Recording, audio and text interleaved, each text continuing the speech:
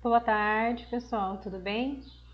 Então, nós estamos aqui hoje para fazer a gravação da aula do workshop, que tem como título Reconhecimento de Padrões, utilizando a ferramenta UECA para o aprendizado de máquina. E então, eu começo o workshop trazendo conceitos para vocês sobre reconhecimento de padrões. Então, o que é o reconhecimento de padrões? Ele é só uma classificação? Então, não, o reconhecimento de padrões ele é algo mais geral do que apenas classificar a amostra. O que eu estou querendo dizer com classificação? Dentro da inteligência artificial, o recurso que nós temos, o mecanismo que é utilizado é justamente o reconhecimento de padrões. Então, você tem um grande volume de dados, também chamado por Big Data. Então, entende-se que a partir desse conjunto de dados, eu faço um reconhecimento de padrões para que eu possa entender sobre esses dados e então, efetivamente, aplicar um algoritmo de aprendizagem de máquina. Então, depois a seguinte pergunta, e o que mais? Já que ele só não classifica, o que o reconhecimento de padrões faz? Ele faz regressão, ele faz análise de estrutura sintática, ele usa análise de fala e etc. Então, o reconhecimento de padrões, ele é utilizado em muitos campos, não só na classificação. O nosso foco hoje para reconhecimento de padrões será justamente na classificação, devido à linha que nós vamos tomar, que é para a inteligência artificial, precisamente o aprendizado de máquina. Então, para que serve o reconhecimento de padrões? Ele fornece uma resposta para possíveis entradas e a realizar a mais provável dessas entradas. Então, ele pode ser estudado na psicologia, psiquiatria, fluxo de trabalho, ciência da computação e em muitas áreas. Então, o que é ser inteligente? Uma vez que nós vamos falar sobre inteligência artificial, o que é ser inteligente? Ser inteligente é o que nós, seres humanos, fazemos muito bem ao definir um cheiro, uma cor, uma resposta a partir de algo, né? E então, como que se torna esse inteligente dentro da inteligência artificial? Então, é como, por exemplo, ser um mestre de xadrez ou um médico especialista. Que para vocês que jogam, isso é muito trivial, né? Por exemplo, você está jogando com a própria máquina. Isso é um sistema inteligente que nós chamamos dentro da área da inteligência artificial, né? Então, isso é ser inteligente. Então, como fazer a máquina ser inteligente como ser humano? Então, resolver problemas genéricos como vaga adequada para o estacionamento. Então, você imagina hoje o pessoal está usando muito a IoT, né? A internet das coisas. Então, a partir de reconhecimento de objetos, como por exemplo, estacionar numa vaga adequada, fazer com que o próprio carro tenha essa tomada de decisão, né? Então, ter conhecimento enciclopédio é saber tudo, é tocar um instrumento, falar várias línguas, jogar muito bem. Basicamente é ter essas tomadas de decisões inteligentes, né? O que mais provável, o que mais racional eu faria dentro de uma situação. Isso é ser inteligente. Então, reconhecimento de padrões é a inteligência. Então, o reconhecimento de padrões e a inteligência. Então, é isso que nós utilizamos dentro da IA, né? A partir de um reconhecimento de padrões, de um entendimento sobre os dados, eu tenho uma tomada de decisão inteligente, digamos assim. A própria máquina faz isso, né? Então, os seres humanos, nós temos muitas habilidades em reconhecimento de padrões, como comportamentais, sonoros, táteis, visuais, olfativos e lógicos alfabéticos, lógicos matemáticos. Então, reconhecer padrões equivale a classificar determinado objeto, e é isso que nós vamos fazer agora dentro do aprendizado de máquina. Por exemplo, dada uma amostra, qual a classe conhecida que ela pertence. Então, por exemplo, nós temos esses grupos de objetos, ou seja, de frutas, né? Nós temos aqui a mexerica, a maçã e a laranja. Como que eu poderia fazer, através de reconhecimento de padrões, com que a própria máquina decidisse uma própria entrada, uma outra fruta que viria para esse conjunto de dados? Então, isso nós fazemos, o que é o reconhecimento de padrões? É eu colocar variáveis, por exemplo, como cheiro, sabor, a textura da casca, a cor. Então, isso são variáveis que eu determino para fazer o reconhecimento de padrões de uma próxima fruta, por exemplo, que viria para esse conjunto de frutas. Então, a partir dessas variáveis comuns para todos os tipos de fruta, você passa para a máquina e a máquina começa a aprender. Então, você pegando, por exemplo, a mexerica, você vai colocar que o sabor dela é ácido, que a casca dela é mais grossa, que a cor, por exemplo, da maçã ela é avermelhada, que ela tem um talinho, né? Já as outras frutas não têm. Já a laranja ela é arredondada, nessa cor alaranjada, né? Então isso é reconhecimento de padrões. A partir de um conjunto de objetos, eu determinar variáveis, nós chamamos de atributos, né? Comuns entre elas ou variáveis que definem cada padrão desse ou cada objeto desse. Isso é reconhecimento de padrões dentro da parte de classificação de objetos. Então eu passo a classificar esses objetos para então posteriormente eu utilizar o aprendizado de máquina. Então, por exemplo, quando eu ensino uma nova fruta, uma nova amostra, uma nova classe, um novo objeto, que seria esse da mexerica. Então, a partir desse conjunto de atributos que eu determino que seria dentro do reconhecimento de padrões, qual dessas classes essa nova fruta se encaixaria, né? Por exemplo, e aí ele iria pegar todas as características, todos os atributos de cada uma delas e iria fazer uma classificação. Olha, essa nova fruta pertence ao conjunto, por exemplo, das mexericas, porque ela tem um sabor ácido, porque ela é amarela, porque a casca dela é robusta, porque ela tem um talinho com folhas. Então isso é reconhecimento de padrões. Então você tem esse reconhecimento para um grande conjunto de dados, nós chamamos de Big Data. A partir disso, para uma nova entrada, você faz o reconhecimento ou classificação. Olha, esse novo objeto quer dizer que provavelmente se enquadra dentro dessa classe. Isso é fazer o reconhecimento de padrões e ser inteligente, né? E você passa uma inteligência para a máquina, onde ela faz essa classificação praticamente em tempo real, em questão de nanosegundos, milissegundos.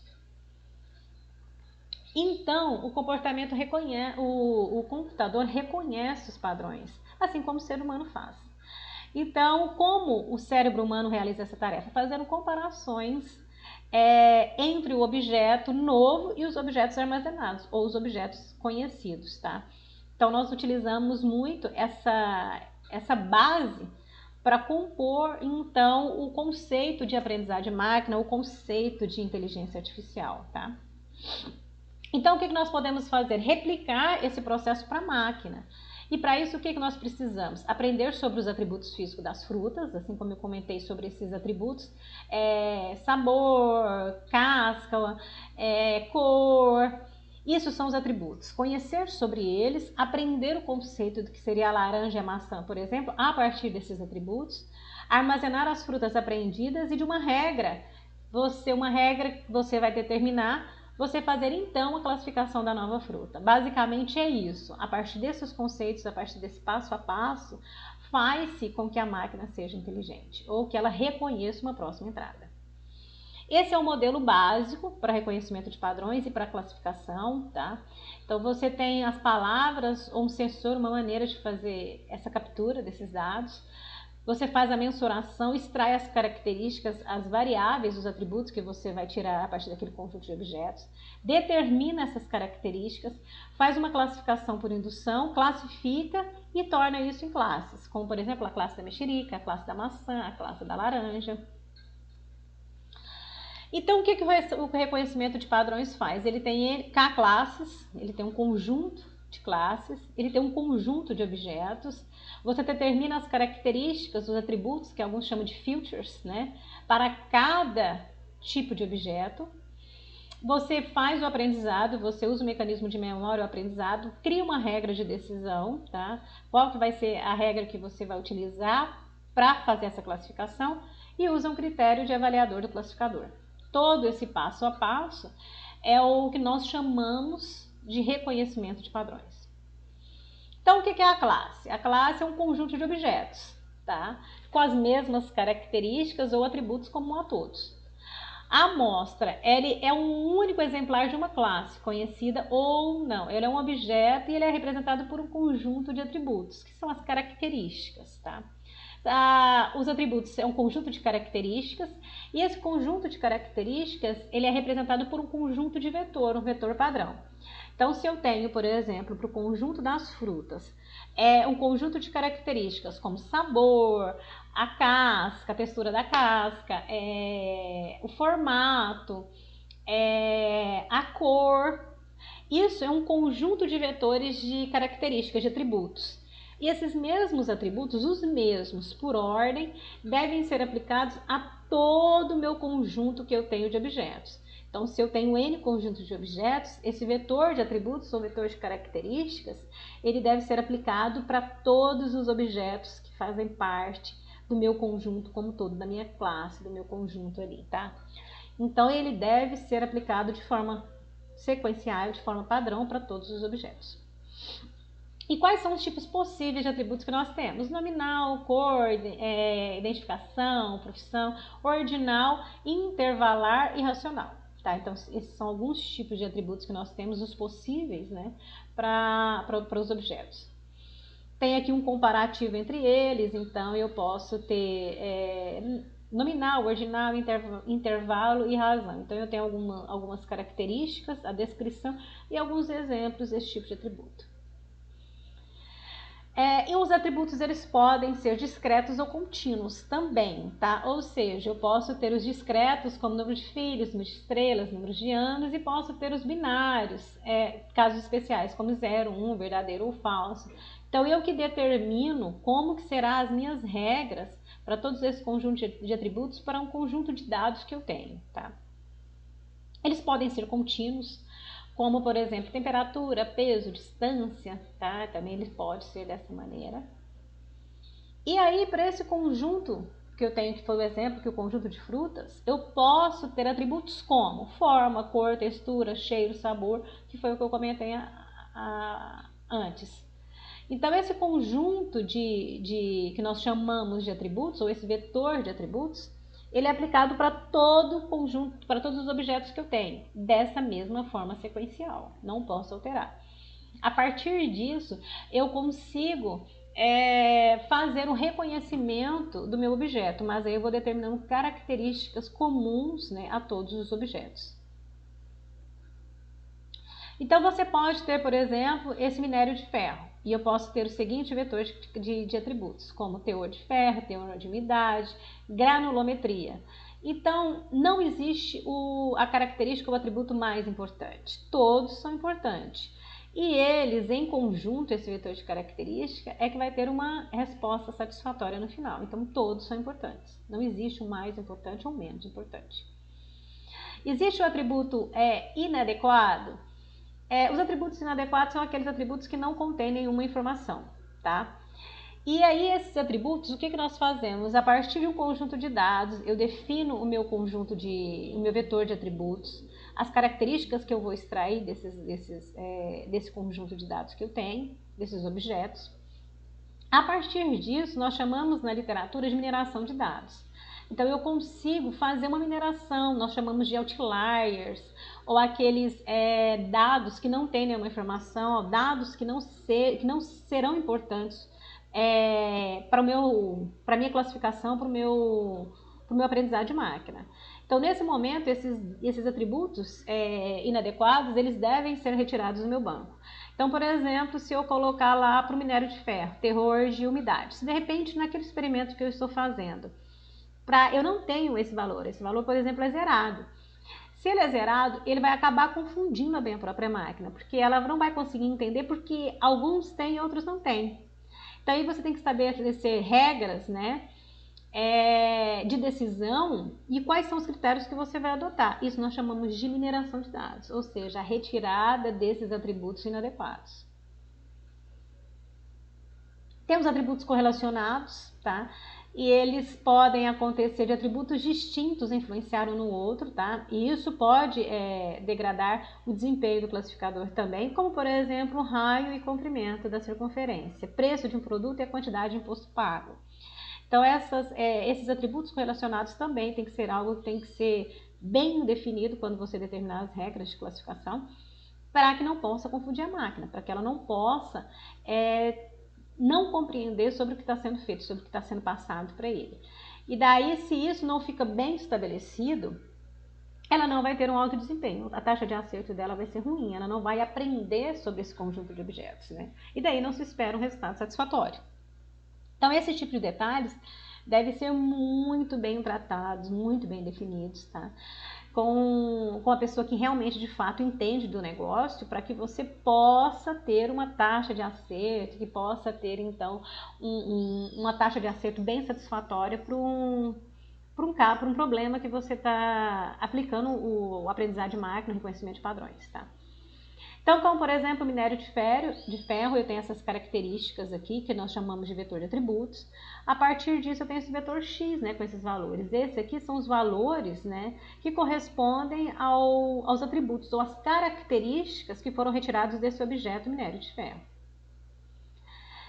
Então, por exemplo, a classificação de fruta. Então, você tem aqui a cor, sabor, forma e etc. Isso é o meu conjunto de vetores, né, de características, as minhas features, né, que eu vou retirar de cada conjunto meu desse de fruta, ou cada classe, cada objeto desse, né, que eu vou tirar essas características desses objetos aqui. A partir disso, eu consigo fazer o meu reconhecimento, o meu aprendizado de máquina. E eu consigo determinar quais são os conjuntos, né, a partir daqueles dados, a partir do conjunto de vetores, a partir dos dados que eu tenho, a partir do meu conjunto de características, do meu conjunto de atributos, a máquina consegue aprender e efetivamente eu consigo classificar. Então, se eu conseguir classificar, o que eu estou representando aqui nesse gráfico? Que existe um conjunto de frutas, né? E que esse conjunto de frutas, esse rosinha significa que são um conjunto de ameixas, esse aqui vermelho é o conjunto de maçã, o amarelo é o conjunto de melões e o verde são os conjuntos de limões. Então eu peguei várias frutas diferentes, né? Vários dados e consegui fazer essa classificação. Dessa maneira aqui, eu posso representar isso dessa maneira aqui que está nessa figura. A partir disso, eu tenho os tipos de aprendizado de máquina. Ele pode ser supervisionado, semi-supervisionado, não supervisionado e por reforço. O supervisionado ele é um tipo de aprendizado de máquina quando nós afirmamos que existe uma parte, e essa parte é que existe um treinamento. E uma parte desses dados é utilizado nessa fase de treinamento. Ou seja, existem algumas regras, como 80-20, 30-70. Eu pego uma parte desse conjunto meu de dados, treino ela, tá? A minha máquina aprende sobre isso, sobre esse conjunto de características, esse conjunto de atributos, e a partir disso, para uma próxima, para uma nova entrada, ele consegue olhar e falar assim, olha, esse conjunto de dados, conforme o que eu treinei, eu aprendi, provavelmente isso é um objeto, uma maçã, por exemplo, esse objeto que você está me passando, esse conjunto de dados. E nisso ele se enquadra supervisionado quando existe essa parte que nós chamamos de professor externo, treinador, que é caracterizado pela fase de treinamento. O semi-supervisionado, ele acontece quando existe uma parte que é não supervisionada, que é o próximo, é quando não existe esse treinamento. Então, a partir de um conjunto de dados, e daí você usa matemática e estatística, para que a máquina possa ter um reconhecimento, e você aplica metodologias como essa, como estatística, como distância, tá? Como metodologias matemáticas, para que a partir disso a máquina possa classificar. O semi-supervisionado é quando eu junto esses dois, quando eu não tenho uma parte que é supervisionada, tem um treinamento, e existe outra parte que não é supervisionada. O não supervisionado, ele acontece muito no nosso dia a dia. Vou dar um exemplo, por exemplo, eu trabalhei com detecção de dano em aeronave. Então, nem sempre, na situação real, você consegue saber que ali existe um dano. Que momento que esse dano vai acontecer agora? Vai acontecer daqui 15 dias? Então, você não consegue fazer isso. Isso é o não supervisionado. Então, eu não consigo saber, passar para o meu dado, para a minha máquina e falar, olha, esse aqui tem um dano, agora tem um dano. E nisso, então, no nosso dia a dia, o não supervisionado é o que acontece de fato, tá? Então, o que o pessoal faz muito na literatura, pessoal que vem estudando aí, fazendo pesquisa sobre aprendizagem de máquina, eles fazem o semi-supervisionado. Então, eu consigo treinar com dados que já aconteceram. A partir disso, de uma nova entrada que eu não sei o que de fato ela seja, eu consigo ter uma tomada de decisão. E aí gera o semi-supervisionado. O supervisionado por reforço é aquele que as regras são bem definidas, ou seja, você força a máquina que se ela chegar naquele momento, ela vai ter aquela tomada de decisão. Isso acontece muito, por exemplo, com o mestre xadrez, em damas, quando você está jogando com a própria máquina. Então, existem as regras dentro do jogo de dama, existem as regras de xadrez.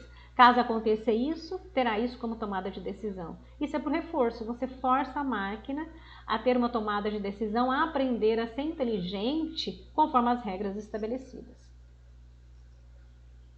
Então, o supervisionado, é aqui, ele fica bem claro, ele é guiado por um supervisor, por um professor externo, né? E esse professor, ele que faz toda a parte de treinamento, então existe uma parte de treinamento com uma parte desses dados, tá? E a partir disso ele tem, né, uma tomada de decisão. Esse treinamento supervisionado, eu sempre costumo falar muito para os meus alunos, que é o que acontece hoje com a Netflix, por exemplo. Você vai na Netflix, você loga na Netflix e você escolhe uma série que você gosta, por exemplo, The Walking Dead. E aí você, eu gosto, acho bacana, vou assistir essa série.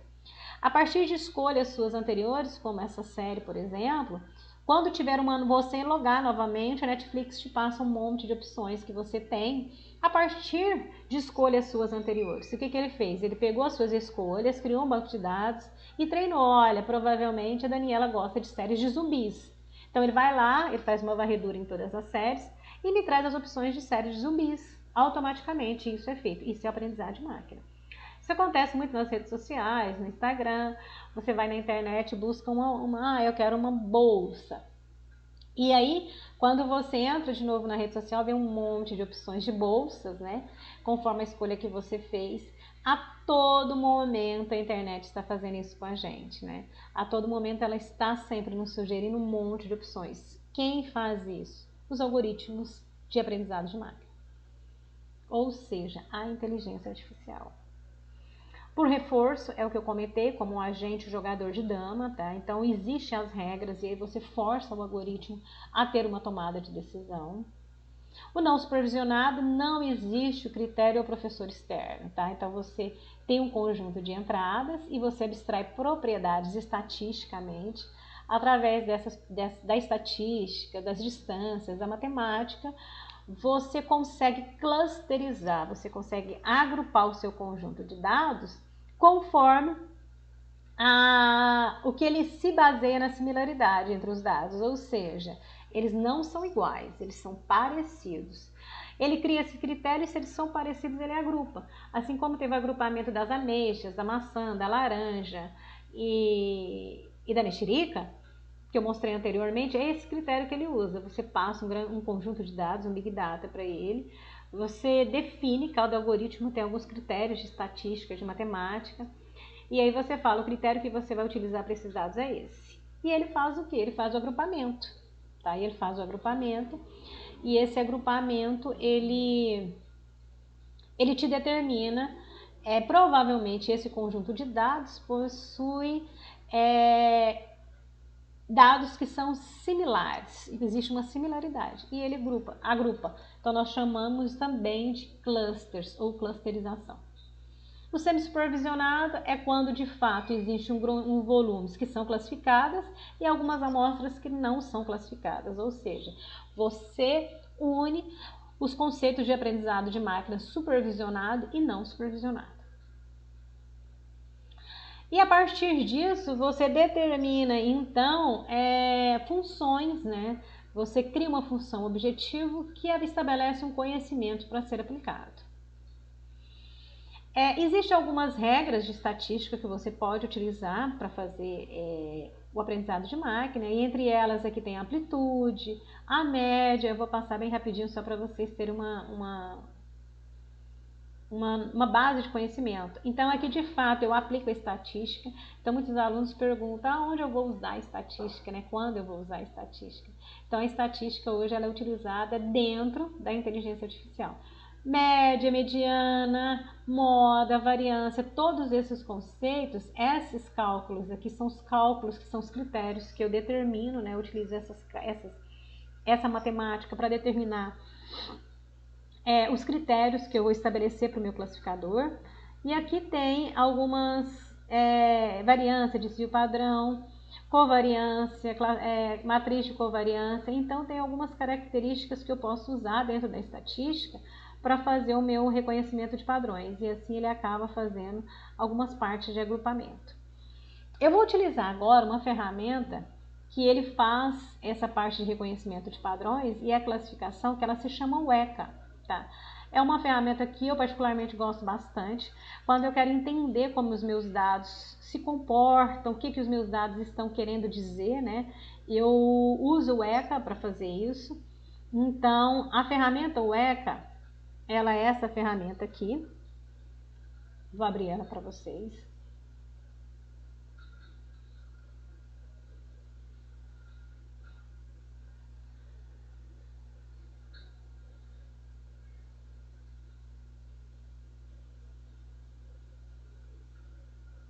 Então, ela é uma ferramenta que ela é uma toolbox.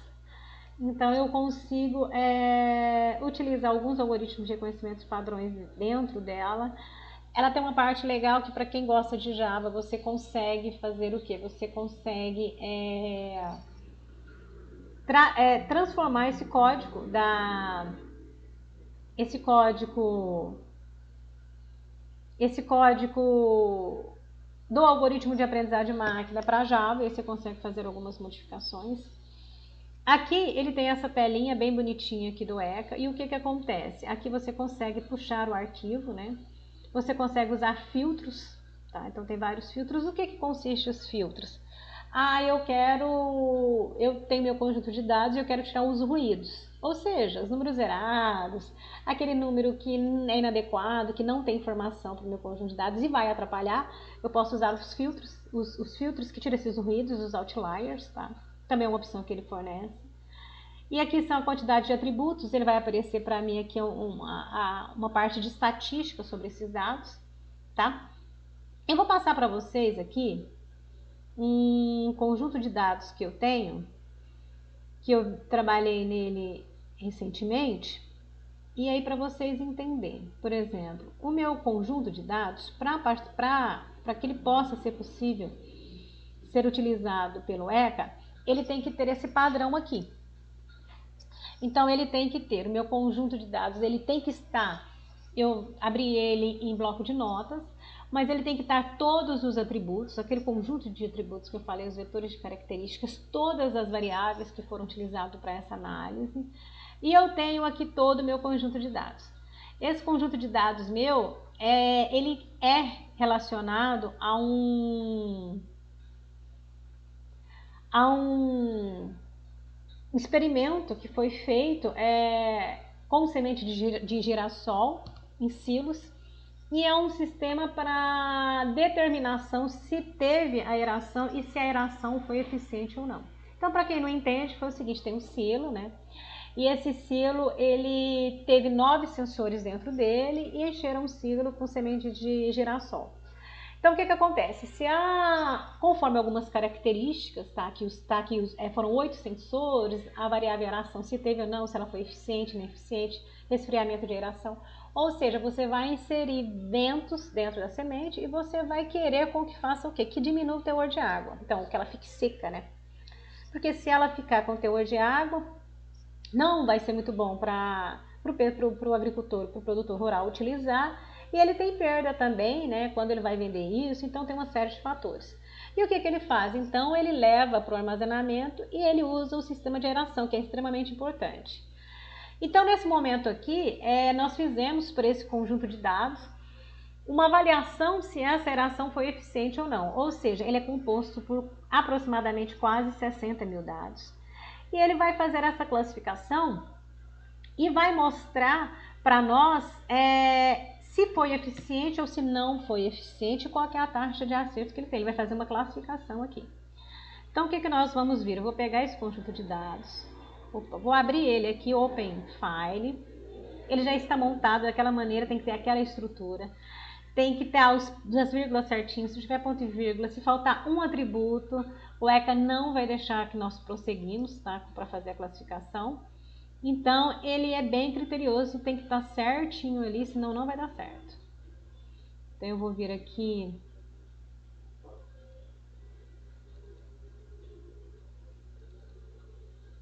e vou pegar o meu conjunto de dados. Outra coisa importante dizer é que quando você faz um bloco de notas, mas que você vai passar para o ECA, você tem que salvar ele com essa extensão .arff, tá? Colocou aqui, aqui ele apareceu para mim todas as variáveis que é composto o meu banco. Ele traz para mim um aspecto estatístico de todos os dados que eu tenho, então ele faz o menor, o maior valor, a média e o desvio padrão. Ele traz essa descrição aqui estatística. Uma outra coisa que eu posso fazer aqui é fazer a classificação. Quando eu uso essa aba classificação, significa que eu estou fazendo o meu aprendizado de máquina supervisionado, tá?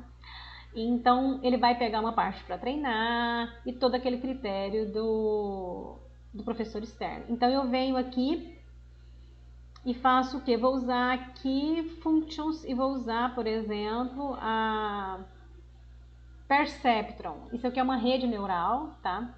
E essa rede neural, ela é uma rede neural de múltiplas camadas. Então, é um algoritmo de aprendizagem de máquina. Passo para ele. Então, eu posso aqui treinar, eu posso falar, você vai treinar. Eu posso usar o Cross Validation.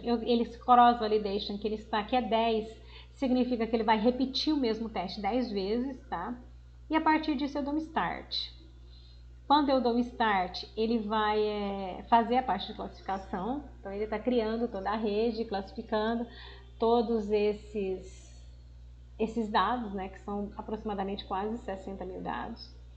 E ele vai trazer um resultado para mim. Então, ele vai trazer qual que foi o percentual da taxa de acerto, as variáveis que vão interferir para a classificação, né, quais são as variáveis que contribuem, alguns critérios que ele utiliza dentro do aprendizado de máquina para fazer essa classificação e esse reconhecimento de padrões, né?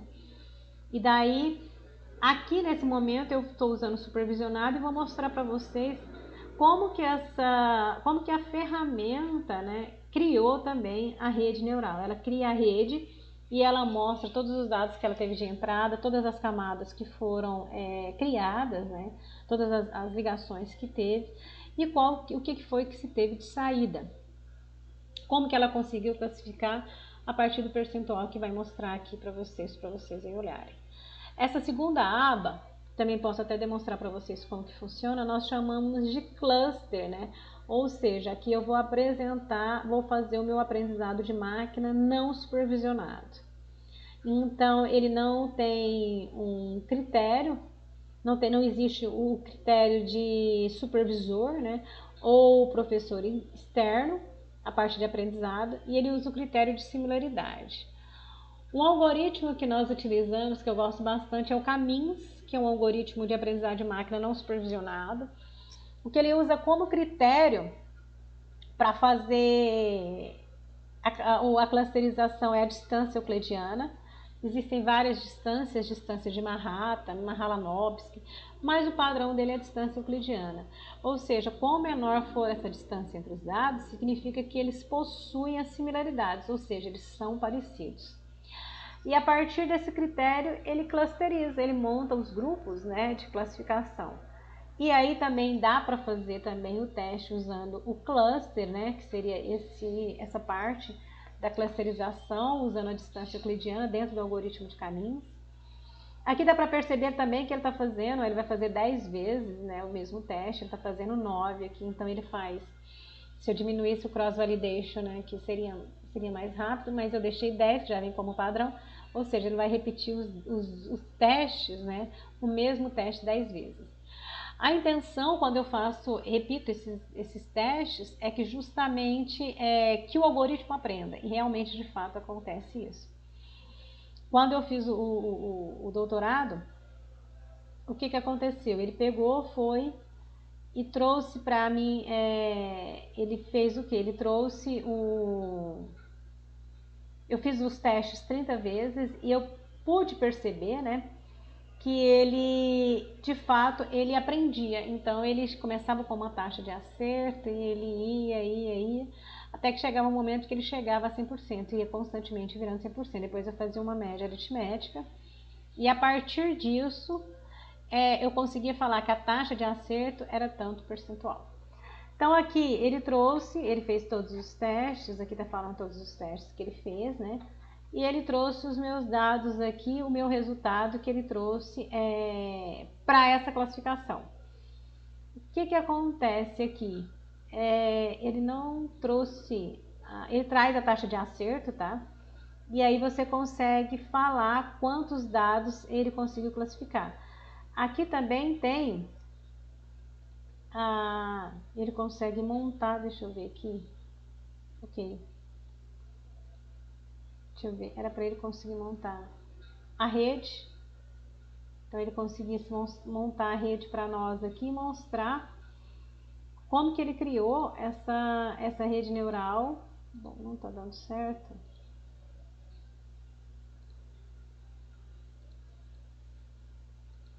Deixa eu ver se deu para fazer. Agora o seguinte, também tem um cluster que eu consigo fazer o que? Consigo usar aqui o caminhos, que é esse, e consigo fazer o que? Aqui. O caminhos foi mais rápido, né? O que ele fez aqui? Ele não tem aquele de repetir o teste 10 vezes. Então ele pegou todas as variáveis e ele fez o que? Ele montou 2 clusters. Ele traz esse resultado aqui, 2 clusters. Então ele conseguiu montar um cluster com 5.586 linhas e outro cluster com 3.222 duas linhas. Você pode falar para mim, Daniela, mas como que deu 60 mil dados? Porque eu vou pegar essa quantidade de linha e multiplicar pela quantidade de variáveis que eu tenho. Então, cada valor daquele, para mim, eu caracterizo como um dado. Então, eu venho aqui dentro do caminhos, faço o que? Visualização dos clusters. Tá aqui como que ele fez esse cluster entre o cluster 0 e 1. Então, você percebe que o cluster, tudo que está em azul é o cluster 0 e tudo que está em vermelho é o cluster 1. Então, o cluster 1 ele é maior, né? Ele está aqui com mais dados. E aí ele traz isso aqui, como que ele conseguiu agrupar. Mas como que eu sei qual que é o resultado que ele agrupou em cada dado? Eu venho aqui, deixa eu ver se é aqui, vou colocar aqui.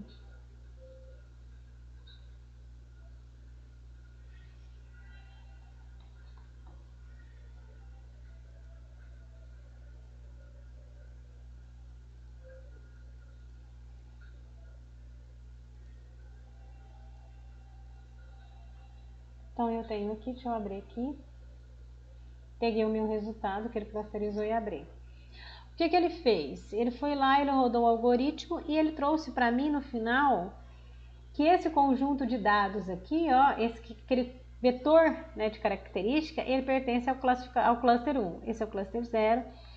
Quando eu faço os meus trabalhos, o que eu geralmente faço aqui? Aqui eu separo todos os dados que foi para o cluster 0 que foram para o cluster 1 e depois eu comparo, né, com o que eu tenho que eu conheço os meus dados, né?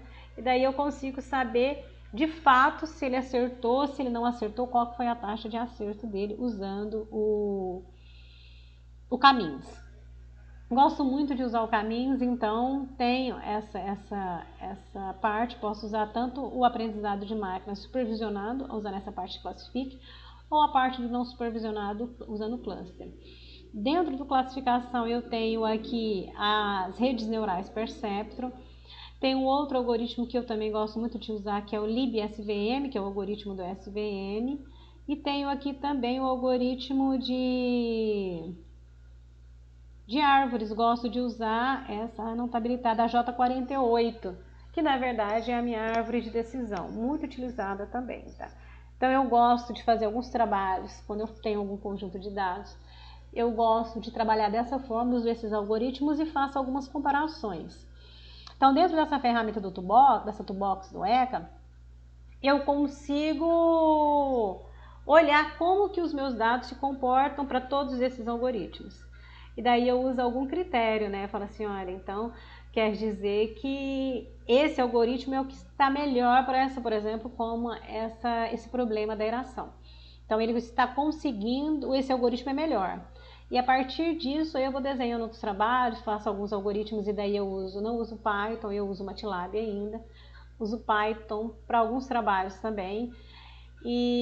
Mas gosto de fazer verificação muito no MATLAB e daí eu verifico e faço então uma comparação. A partir disso eu vou desenhando.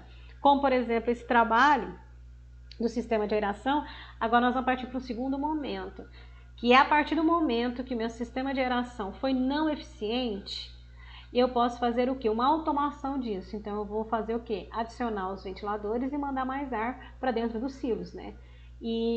Então nós vamos passar agora para uma segunda parte, que é essa automação, e aí de fato nós vamos ter um sistema totalmente completo com internet das coisas. Então esse é esse trabalho, e a partir disso aí eu vejo o que eu posso fazer como automação. Então vejo como os meus dados me comportam e vou tomando depois soluções, sendo tomada de decisões, para eu saber de fato como que eu posso conduzir, qual o rumo que a pesquisa pode ir atuando, né, a partir desse conjunto de dados, tá? É isso que eu tenho para mostrar para vocês, tá? Para falar um pouquinho sobre reconhecimento de padrões, sobre aprendizado de máquina, os tipos de aprendizado de máquina, para comentar um pouquinho sobre quais são os tipos de aprendizado, e uma toolbox que você pode utilizar para você, a partir de um conjunto de dados, você conseguir nortear, né, um rumo da sua pesquisa aí para o aprendizado de máquina e de efetivamente saber como os dados se comportam, tá? É isso aí, espero ter ajudado vocês, tá? Agradeço e muito obrigada.